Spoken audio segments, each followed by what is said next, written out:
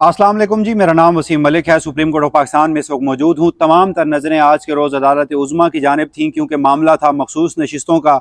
और अब उस हवाले से सबसे बड़ी डेवलपमेंट इस सूरत में सामने आ चुकी है कि सुप्रीम कोर्ट ने मखसूस नशिस्तों के ऊपर समाअत मुकम्मल कर ली है और फैसला महफूज कर लिया गया है। अब ये महफूज फैसला कब सुनाया जाएगा, इस हवाले से अभी तक कुछ नहीं बताया गया, क्योंकि जैसे ही समाअत मुकम्मल हुई तो चीफ जस्टिस काजी फायज ईसा ने कहा कि अभी इस हवाले से कुछ नहीं बता सकते कि ये मुख्तसर फैसला जो है वो कब सुनाएंगे। और फिर जब बेंच उठकर चला जाता है, कमरा अदालत खाली हो जाता है, तो फिर जो अदालती अमला है वो आगाह करता है कि ये मखसूस नशिस्तों से मुतालिक जो फैसला महफूज किया गया है, मुख्तसर फैसला आज के रोज़ एटलीस्ट नहीं सुनाया जाएगा। अब ये फैसला कल सुनाया जाता है या परसों सुनाया जाता है तो बाकायदा तौर पर पहले अदालत उज़्मा की जानिब से आगाह किया जाएगा और उसके बाद 13 रुकनी बेंच जो कि फुल कोर्ट की सूरत में कमरा अदालत नंबर 1 में आएगा और फिर चीफ जस्टिस काजी फायज ईसा जो है वो फैसला पढ़कर सुनाएंगे। अब आज की समाअत में कुछ अहम तरीन डेवलपमेंट्स हुई हैं, वो आपके सामने रख देता हूं, क्योंकि आज की जो समाअत थी उसमें पाकिस्तान तहरीक इंसाफ के जो वकील थे सलमान अकरम राजा साहब, उन्होंने कुछ दलाइल दिए। फैसल सदीकी जो सुन्नी इत्तेहाद कौंसिल के वकील थे, उन्होंने जवाबुल जवाब में कुछ दलाइल दिए। और इस सब में जो आज के रोज़ भी चीफ जस्टिस काजी फायज ईसा का कंडक्ट था, उनका जो माइंड सेट था वो बिल्कुल वैसा ही था जैसा गुज़श्ता समाअतों पे था।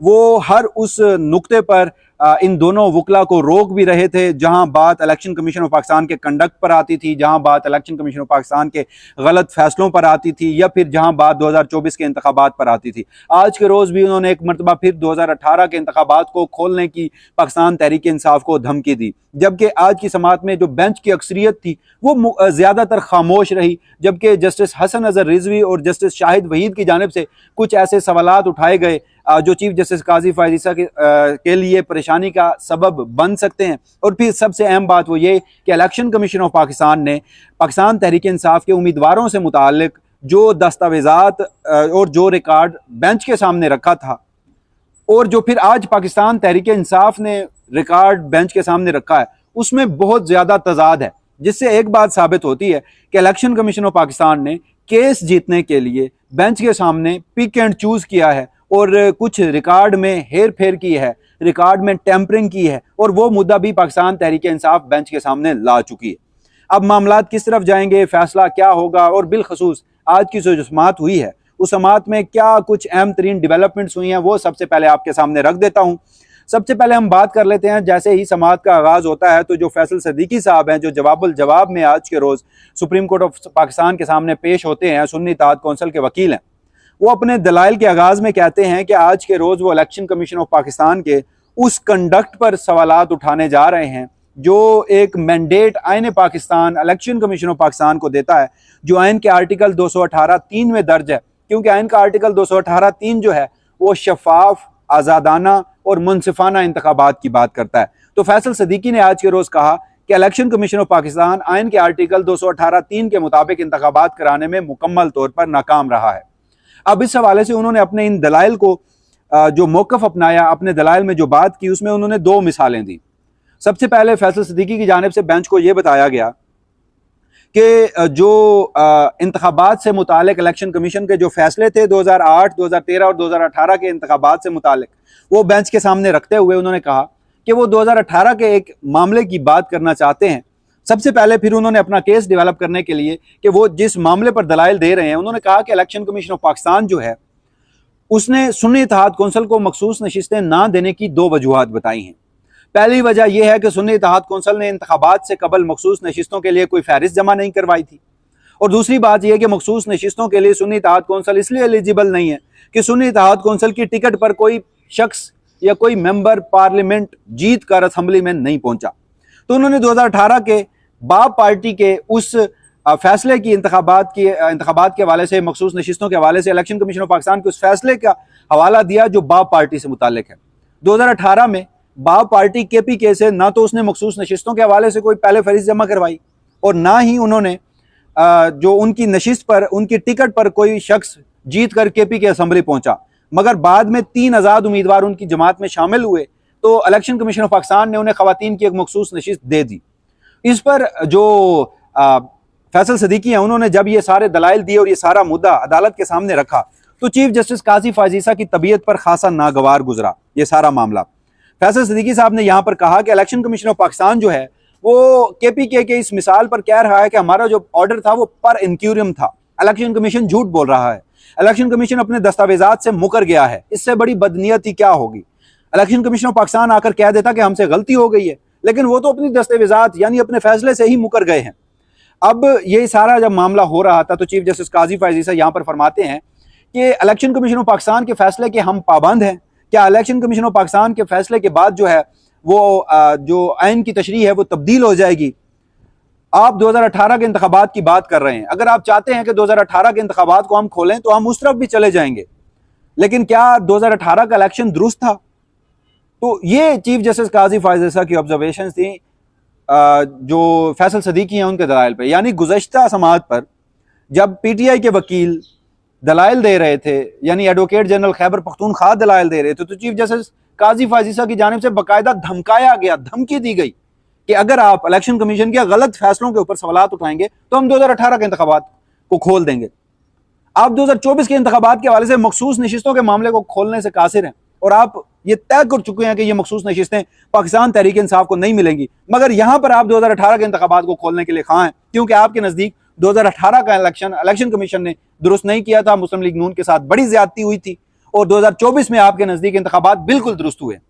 और उसके बाद फैसल सदीकी साहब जो हैं वो कहते हैं कि जी मेरा जो दूसरा मौकफ ये है कि इलेक्शन कमीशन ऑफ पाकिस्तान ने किस तरह गैर मुनसिफाना इंतखाबात करवाए हैं, अभी वो ये दूसरा मौकफ देने ही लगे होते हैं। तो फिर चीफ जस्टिस कहते हैं कि इलेक्शन कमीशन के गैर मुनसिफाना इंतखाबात करवाने से क्या आइन की तशरीह तब्दील हो जाएगी?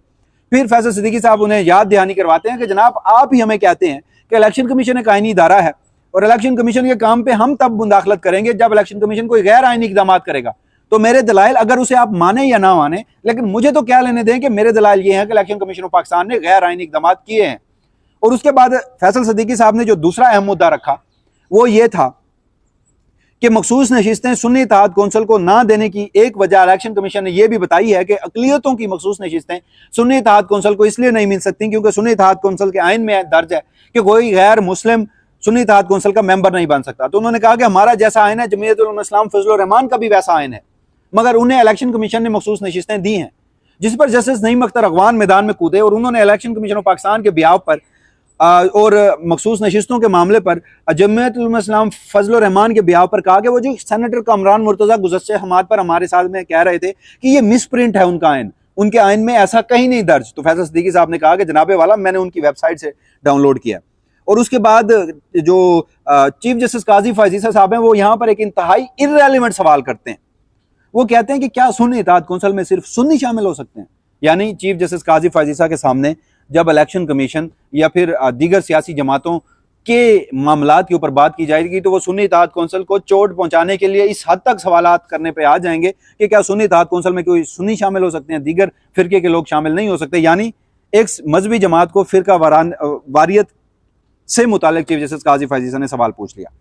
और उसके बाद जस्टिस हसन अजहर रिजवी ने यहाँ पर एक जबरदस्त जवाब दिया चीफ जस्टिस काजी फैज ईसा को, क्योंकि चीफ जस्टिस काजी फैज ईसा बार बार कह रहे थे कि जी आइन का जो टेक्स्ट है हमने वही पढ़ना है, हमने आइन की तशरीह नहीं करनी। तो जस्टिस हसन अजहर रिजवी ने चीफ जस्टिस के जवाब में जो यहाँ पर फैसल सदीकी थे उनसे मुखातिब होते हुए कहा कि आइन के टेक्स्ट में कहाँ दर्ज है कि ये मखसूस नशिस्तें इजाफी तौर पर दीगर सियासी जमातों को दी जाएंगी। फैसल सदीकी साहब ने कहा कि आइन में ऐसा दर्ज नहीं है, जिसके बाद जो मामला है वो चीफ जस्टिस काजी फैज ईसा वहां पर खामोश हो जाते हैं। फिर जस्टिस अतर मिनल्लाह बोलते हैं कि ये वोट का मामला है, लोगों ने एक मखसूस जमात को वोट दिया है, चाहे इलेक्शन कमीशन की बदनीयती हो या वजह कोई और, ये सियासी जमात का नहीं लोगों के बुनियादी हकूक का मुकदमा है, बल्कि ये सियासी जमात के हकूक का मुकदमा है। जस्टिस अतर मिनल्लाह ने मजीद कहा कि यहाँ पर चीफ जस्टिस काजी फैज ईसा 2018 के इंतखाबात की बात कर रहे हैं जो कि दुरुस्त कर रहे हैं, लेकिन जो 2018 के इंतखाबात में हुआ वो दुरुस्त नहीं था, तो उसी तरह 2024 के इंतखाबात में भी दुरुस्त नहीं हुआ। तो हम क्या 2018 के वजह से 2024 के इंतखाबात में जो कुछ हुआ उस सब की तौसीक नहीं करने जा रहे? यहाँ पर फैसल सिद्दीकी ने कहा कि एक अक़लियती हुकूमत को हम हमारी मखसूस नशिस्तें देकर 2/3 हुकूमत दी जा रही है। तो जब ये सारे मामलात हो रहे थे तो फिर जस्टिस जमाल खान मंदोखेल ने भी उस हवाले से सवाल किया, और जो यहाँ पर सुन्नी इत्तेहाद कौंसिल के वकील हैं फैसल सदीकी वो भी दलाइल दे रहे थे। तो जस्टिस अतर मिनल्लाह एक मरतबा फिर बोले, उन्होंने कहा कि यहाँ पर हर तरह की बातें हो रही हैं कि PTI सुन्नी इत्तेहाद कौंसिल में क्यों गई, सुन्नी इत्तेहाद कौंसिल पार्लिमानी जमात है या नहीं है। यहाँ पर यह बात कोई क्यों नहीं कर रहा कि यह सब इलेक्शन कमीशन ने किया जा रहा है? क्या इलेक्शन कमीशन ने दुरुस्त किया? क्या सुन्नी इत्तेहाद कौंसिल या PTI के लिए ये हालात नहीं बना दिए गए थे कि इस तरह के इकदाम उन्हें करने पड़े उस वक्त? तो जब ये तमाम तर मामला हो रहा था तो फिर इलेक्शन कमीशन का 2 फरवरी का जो फैसला है वो भी सबके सामने आया, और उसके बाद फिर जस्टिस अतर मिनुल्लाह ने कहा कि जो मामला है इस कोर्ट के फैसले से पहले पाकिस्तान तहरीक इंसाफ के जो लोग हैं वो पीटीआई का टिकट लेना चाहते थे। फैसल सिद्दीकी ने भी यहाँ पर बताया कि इलेक्शन कमीशन पाबंद है इलेक्शन एक्ट और अपने फैसलों के मुताबिक जब कोई सियासी जमात या कोई उम्मीदवार किसी मखसूस सियासी जमात से अपनी वाबस्तगी जाहिर कर देता है तो इलेक्शन कमीशन पाबंद है वो उसे वही इंतखाबी निशान अलॉट करे। यानी जो इलेक्शन कमीशन ऑफ पाकिस्तान जो है उसने साहबजादा हामिद रजा जो सुन्नी इत्तेहाद कौंसिल के चेयरमैन हैं उन्हें उनके मांगने के बावजूद भी घोड़े का इंतखाबी निशान नहीं दिया था। फिर जस्टिस अतर मिनुल्लाह ने एक मरतबा फिर कहा कि जो आईनी इदारा है इलेक्शन कमीशन वो इसमें मुकम्मल तौर पर नाकाम रहा है। यहाँ पर जैसे शाहिद वहीद ने भी बात की, उन्होंने कहा कि एक वक्त ऐसा होता था कि जब वफाकी हुकूमत या आईनी इदारे अदालतों में आते थे तो वो गुड विल के साथ गुड फेथ के साथ आते थे, मगर अब इलेक्शन कमीशन ऑफ पाकिस्तान यूं नजर आ रहा है कि जैसे एक फरीक है, जैसे दुश्मन है, और वो ये केस हर सूरत जीतने आया है। चीफ जस्टिस काजी फैजी से यहाँ मुकम्मल तौर पर खामोश थे।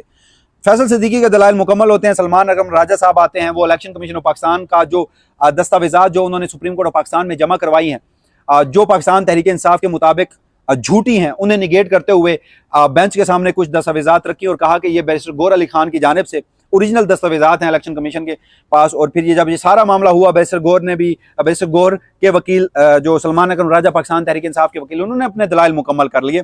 तो एक मरतबा फिर जस्टिस अतर मिनुल्लाह बोले, उन्होंने कहा कि राजा साहब आप अभी तक भी सच नहीं बोल रहे। 2018 में जो कुछ पाकिस्तान मुस्लिम लीग नून के साथ हुआ, 2024 में वो सब कुछ पाकिस्तान तहरीक इंसाफ के साथ हो रहा है, चाहे फैसला सुप्रीम कोर्ट का हो या इलेक्शन कमीशन ऑफ पाकिस्तान का, इस सब में वोटर का क्या कसूर है। तो उसके बाद समाअत का इख्तिताम हुआ, समाअत मुकम्मल की गई और जजमेंट रिजर्व की गई। अब सुप्रीम कोर्ट ऑफ पाकिस्तान क्या करने जा रही है, क्योंकि आज के रोज ज्यादातर गुज़श्ता जो समाअत थी उसमें चीफ जस्टिस काजी फैजी साहब माइनॉरिटी में थे। आज के रोज ज्यादातर जजेस ने जो पत्ते हैं, जो कार्ड है, वो सीने से लगा रखे थे। जस्टिस आयशा मलिक हो, जस्टिस मुनीब अख्तर हो, उन्होंने कोई ऑब्जर्वेशन नहीं दी। जस्टिस मंसूर अली शाह ने एक आध ऑब्जर्वेशन के अलावा कुछ नहीं बोले। जस्टिस याहिया अफरीदी खामोश रहे। जस्टिस हसन नजर रिजवी बोले, जस्टिस अरफान सादत बोले, जस्टिस जमाल खान मंदोखेल बोले, जस्टिस शाहिद वहीद बोले, जस्टिस अतर मिनुल्लाह बोले, और चीफ जस्टिस काजी फैजी साहब, वो तो बाज़ाहिर यूं मालूम होता है कि इलेक्शन कमीशन ऑफ पाकिस्तान के सबसे बड़े वकील इस समाअत में वही हैं।